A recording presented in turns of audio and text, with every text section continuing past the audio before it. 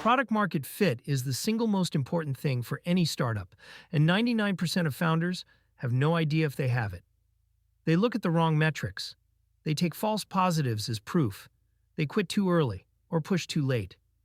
In the next 6 minutes, I'll show you why most PMF tests lie, the 5 real signals that actually indicate fit, the famous test that started it all, and exactly what to do whether you have PMF, almost have it, or definitely don't.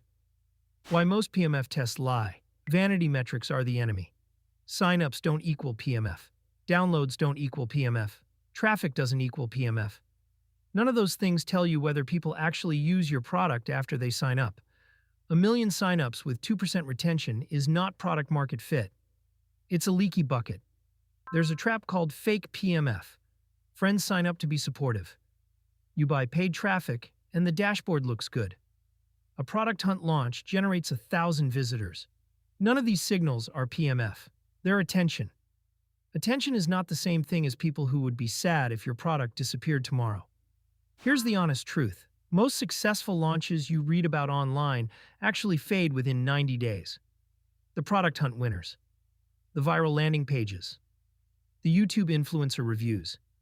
They generate a spike, then nothing. Why? Because spike is not fit.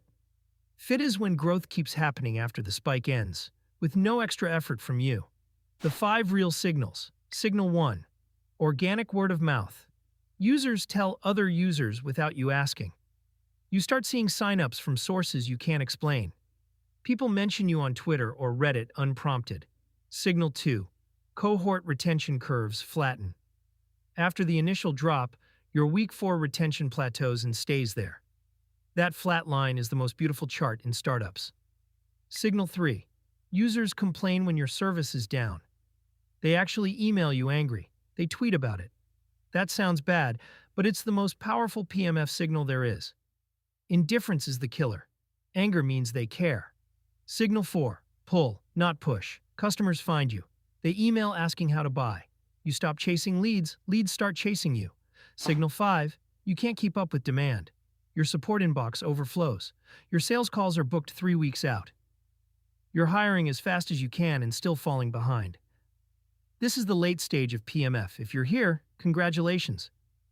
Now, don't mess it up by pivoting.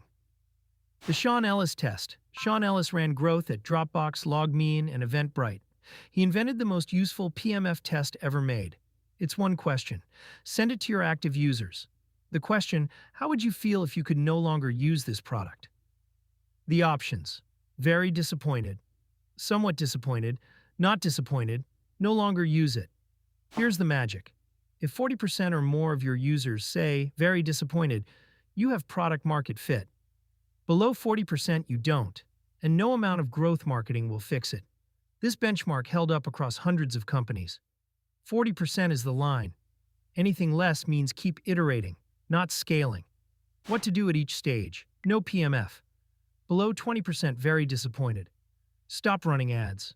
Stop hiring growth marketers. Talk to 50 users in 15 days. Ask why they signed up, what they expected, why they stopped using it. The fix is in those conversations. Not in your dashboard. Not in another A/B test. Almost there. Between 20 and 40%. You don't need to throw everything away.